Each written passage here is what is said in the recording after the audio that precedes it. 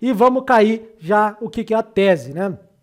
Como eu já expliquei, o que é uma tese? A gente pega dados, reúne, transforma em informações. E uma das coisas bacanas, pessoal, que não sei porque às vezes o pessoal não fala, ela pode dar boa e pode dar ruim. Entenda, não existe nenhum sistema que ganha sempre. Seja técnico, seja fundamentalista, seja econometria, seja algoritmo, seja o que você quiser. Não existe, não existe. Então, algumas teses vão dar boa, dá gain, dá lucro, põe a grana na conta, complementa a renda, faz toda aquela coisa, a alegria da galera. E tem outras que vai dar ruim. A ruim é prejuízo, stop, utilize sempre stop nas suas operações, certo? E tem vários tipos de stop, mas não deixe de ter stop. Não faça all-in. Isso não é poker, isso não é jogo, galera. Mercado financeiro não é jogo. Isso dá uma live aqui, né? Mas, beleza? E aí a gente cai já pra dentro, dando tiro nos peitos mesmo. Galera, vai explodir o teto. O que é isso, né? A gente tem dois conceitos econômicos bem simples. PIB é tudo que o país produziu e a dívida é como se financia. Ai, Marca, coisa muito complexa. Não, não é. PIB, pra ti, o que é? É o teu salário. É quanto tem. Dívida é como tu faz isso, como tu financia. Pegou? Ah, mais ou menos. Beleza, vou te dar uma coisa aí. Tu usa financiamento, tu usa cartão de crédito, sabe? As contas que tu tem que pagar. É isso. Tá bem tranquilo. Mas o que a gente está falando, quando a gente está falando já num ambiente macro, né? Que a gente está falando em um ambiente maior no mundo, eu trouxe essa tabelinha que é muito bacana para vocês verem que os países estão se endividando mais. Por causa da Covid, por causa também de outras determinações, outros canetaços que está acontecendo aí, né? Todos os países se endividaram com os auxílios que teve durante a nossa pandemia, aí, não nossa, né? A pandemia mundial, e era normal. Alguns fizeram isso de uma maneira mais racional, que não estourou teto, que usaram outros artifícios, outros instrumentos financeiros para compor, né? E aí outros não, outros meteram o pé e aceleraram tudo, e os Estados Unidos foi um deles, né? Galera, o que faz isso, né? Como é que o governo se financia? Através de impostos e outras receitas que ele tem. Se ele gasta mais do que arrecada, a gente tem um déficit. Tranquilo, beleza. Olha a dívida barra PIB do Japão, da Itália, Estados Unidos, que bombou. Estados Unidos não tinha isso, e aí com tudo que está acontecendo ultimamente, não ponham a culpa no Covid, tá? Não ponham a culpa no Covid. Está sendo feito vários canetaços lá que estão aumentando a dívida, a relação PIB do país. Ah, tu é a favor, tu é contra? Eu não estou falando sobre isso, eu estou falando fatos. E aqui, uma das coisas que fica, se você quer realmente aumentar e acumular riqueza no mercado, você tem que trabalhar com fatos e não narrativas, certo? E aí a gente tem ali, eu trouxe até o Brasil, 80, a zona do euro também parou um pouco, mas continua aí emitindo algumas coisas. A gente tem a Itália, que eu fiz uma abertura sobre a Itália aqui, falando sobre como ela estava vindo na contramão da zona do euro, né? Aumentando gastos para tentar fazer a economia crescer, tudo mais. Pô, Marco, interessante, né? Ah, legal, isso aí para mim, agora já sei que o Japão é super endividado, a Itália também, os Estados Unidos está ficando, aquela coisa toda. Para que tu fala isso? Por isso aqui, galera. Não foi? Ah, ué. Aí, agora entro, né? Hoje eu tô youtuber, né? Galera, os estudos mostram que quando a dívida PIB fica acima de 90%, isso causa um impacto negativo no crescimento em 30% na economia. Marco, me explica de novo, vou falar de novo. Quando a relação dívida-PIB, isso é estudo, tá? Econômicos, passa de 90%, quando estoura muito o teto, galera, seja qual for o teto, tá? Mas o teto aqui 90%, imagine que o teto de gasto é se endividar 90%, tá? Tu tem 10% de superávit. Não, quando estoura isso, os estudos mostram que esse estourar a dívida impacta o crescimento da economia em menos 30%. É isso mesmo. É isso mesmo. Voltou? Voltou. É que saiu a tela do ar aqui. É isso aí. Pegou? Então aquela coisa que vamos emitir dívida e depois a gente fala sobre isso, o falar sobre isso é complicado, porque tu já está impactando a economia. E aí a gente cai, porque é o número que provavelmente chamou muito a sua atenção, 31 tri. Você pode entrar lá no Treasury do governo dos Estados Unidos, tá aí a fonte, tá, que eu peguei, do dia 5/10. Aí você pode pegar as dívidas as dívidas pelo público, tá? Detenha, que eu estou faltando o termo, mas a dívida que é financiada pelo público e a dívidas que é financiada intercontinental e o total da dívida, tá? 31 tri. Marco, isso é muita grana. Calma, isso não é o problema maior ainda. O maior problema é que a gente vai cair no blefe, tá? Do Fed e tudo mais. O problema é que é o seguinte, isso não para de subir. Porque o governo dos Estados Unidos não para de dar canetaço de gastar dinheiro, de evitar mandar dinheiro para um lado, para o outro, pulando um lado. Mas não é só para a Ucrânia que está indo dinheiro, tá? Você tem que parar e estudar e olhar os fatos. Marco, não estou falando nada disso. Estou falando que ele continua aumentando os gastos, ele continua tomando algumas atitudes que aumentam a dívida norte-americana. Não estou no mérito do que ele está fazendo. Estou fazendo o fato que ele está fazendo. Isso aí, galera, só para vocês entenderem, em 2021... foram 356 bilhões de pagamento de juros. Isso foi o que pagaram em juros das dívidas. Lembrando, o juros está aumentando. Pegou, né? Aí, ó. Isso eu tinha esquecido de botar, desculpa. Isso faz com que, hoje, o pagamento dos juros da dívida já seja a sexta maior despesa do orçamento. Apenas 250 bi abaixo do medical care, né? Vamos dizer assim, do SUS deles, tá? Não é SUS, não se assustem com essa palavra, mas é o problema lá do Medicare deles lá. Isso é um horror, porque a gente vai entrar agora. Por que isso está acontecendo? Mas vocês entendam que quando a taxa sobe, o juro sobe, tem que pagar mais juros para quem tem o título, correto? Se você tem um título, por exemplo, pós-fixado, lá, aquele que o teu gerente de banco te vendeu, pós-fixado, e ele foi um gerente legal, né? Porque ele falou, ele te vendeu já há alguns anos atrás, não agora, né? Se vender agora é sacanagem. Depois eu falo sobre isso aí. Mas ele te vendeu lá no início, quando o juros estava 2, 3 já, vamos ver, subiu um pouquinho, 4. Ele te falou, cara, provavelmente a inflação vai subir, o Banco Central brasileiro, na minha opinião, fez a coisa mais acertada do mundo, subiu numa porrada os juros para impactar fortemente, né? Na abertura que eu falei sobre a Europa, foi semana passada, antes do hack aqui, nem sei se você conseguiu ver, a gente falou um pouquinho dessa situação, tá? Demorar muito ou fazer aumentos lentos, o impacto demora para acontecer e isso a inflação vai subindo. Mas, volta aqui, quando aumenta os juros, quem tem o título, teu pós, aquele pós que o teu gerente te vendeu, né? Quando você a taxa Selic estava 5, 4, subiu para 5, opa, ganhei mais 1%. Ei, foi a 14, você está ganhando muito, né? E o que acontece? Mesma coisa nos Estados Unidos, mesma coisa no mundo inteiro. Aumentar a taxa de juros, pessoal, pode adicionar até um tri em pagamento de juros. A gente já está em 256 bilhões de dólares. Eu não tem nem o que é isso. Provavelmente você está falando, ouvindo um número gigantesco, nem entende o que é. Galera, é muita grana. Então o que acontece? O país, resumindo, vai trabalhar para pagar juros. Entendeu? Marco, não pode ser isso. É isso, tá? Isso é o problema que está chegando lá. Já vamos falar do que está indo. Agora a gente entra numa parte mais nervosa da abertura, que eu vou mostrar para vocês em gráfico isso, né? Olha aí, esse gráfico, pessoal, esse gráfico é a inflação nos Estados Unidos, estão vendo?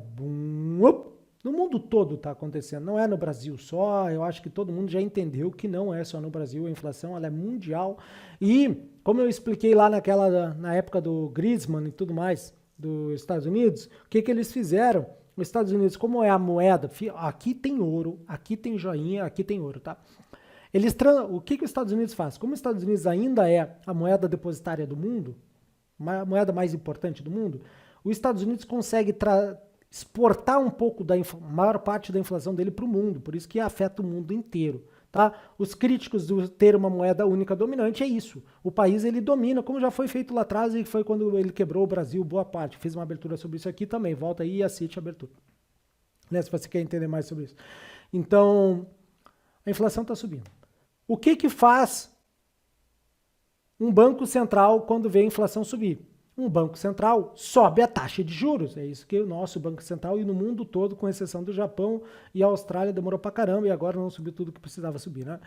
Para equilibrar uma taxa de juros, a gente tem uma questão de oferta e demanda e aí a inflação traz para baixo. Só que, galera, aqui é um gráfico que muita gente não fala, aqui está os 31 tri, tá? Aqui está os 31 tri. Notem a aceleração do tamanho da dívida dos Estados Unidos. Marco, por que se deu isso? Simples. Vocês viram o quantitative easing, emitir dinheiro, né? Naquela época a taxa de juros do Fed era baixinha, não tem problema. Marco, como assim baixinha? Olha só, né? A gente vai fazendo a abertura aqui e... Aqui, ó. Aqui, ó. Taxa baixinha, tá vendo? Ó, 2011, 2012, 2013, aí tentou subir, o mercado se cagou todo e voltou para baixo, né? Quem você tava ali, aconteceu.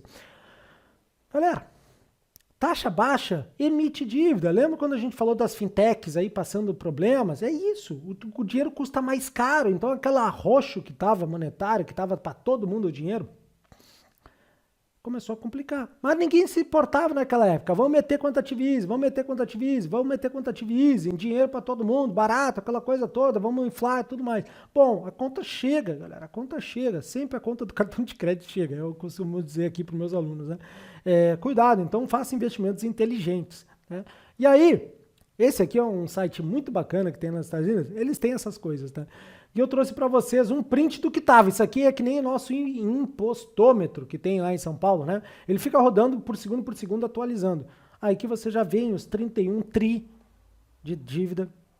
A gente já vê a dívida média por cidadão nos Estados Unidos. De um lado a dívida, do outro lado o que está gerando. Vocês estão vendo que não vai fechar essa conta, pessoal? Não vai fechar porque a economia dos Estados Unidos não vai conseguir pagar tudo que está sendo emitido. Calma, não fica nervoso. Isso é o que já está acontecendo, tá? Isso aí só não está falando na grande mídia, provavelmente para você que é um trader de varejo. Até nas mídias especializadas são poucos. Por quê? Agora não é legal falar isso, né? Porque isso aqui mostra uma coisa que a gente conhece bem aqui no Brasil, né? Que nos últimos anos aí, décadas aí para trás, é o rombo. Política fiscal, galera. Esse é o problema da coisa da política fiscal. Um banco central, e aqui está o blefe, tá? Um banco central, como assim, Marco? É isso que eu estou falando, presta atenção. Um banco central, dos instrumentos mais poderosos e rápidos para impactar a inflação, diminuir a inflação, é subir taxa de juros. O problema é que ele tá com um rombo muito grande. Canetaço, galera. Por isso que eu nunca faço isso, né? Mas eu tô com uma caneta aqui para mostrar pra vocês. Tá dando canetaço lá. O governo federal tá caneteando e liberando dinheiro. Só que a receita não tá vindo. Porque a gente tem a inflação de um lado e a gente tem a taxa de juros que a economia não tá conseguindo ir. E aí, em vez de fazer uma restrição orçamentária, tá? No governo federal, está tendo uma expansão orçamentária. Então, estão gastando mais. Então, quando isso acontece, a gente tem um rombo fiscal, né? Ai, Marco, palavra difícil. Gasta mais do que arrecada. Quando você fica devendo pro tiozinho do bar, quando a gente fica comprando fiado, entendeu? Essa coisa toda. Depois eu te pago. Né? A Argentina decretando moratória é o exemplo mais claro disso. Né? Devo, não nego, pago quando quiser. Né? Pagar nunca. Né? Mas volta aqui. Quando a gente tem esse problema, o que acontece para nós, investidores, operadores? A credibilidade cai, blefe. Então, o Fed diz que vai fazer tudo para frear a inflação. Legal, o Fed pode estar empenhado. Só que se o governo federal não ajudar, o Fed não vai conseguir. E aí o que o mercado faz? O mercado vê que não é possível. Não tem credibilidade. A gente sabe que um banco central é baseado em credibilidade. Por isso que os bancos centrais têm que ser autônomos e não ligados a nenhum governo, certo? Mas, no momento que a gente vê que não tem credibilidade, o mercado automaticamente faz o quê? A inflação não vai parar, vai continuar subindo até o nível que ela vai ir, certo? que os efeitos vão, a oferta e demanda vai se equilibrar, isso reflete nos ativos, isso reflete no lucro das empresas, isso reflete no câmbio, isso reflete no crédito, quase que eu falo que nem Cebolinha, crédito, né? Tem uma brincadeira em casa que a gente fala, não é frango, é flango, né? Então, isso reflete no crédito, na liquidez, no câmbio, nas ações, no lucro, reflete na renda fixa. Tudo isso reflete. E aí, se o mercado, se o Banco Central, que é o grande motor, perde credibilidade, a coisa fica complicada.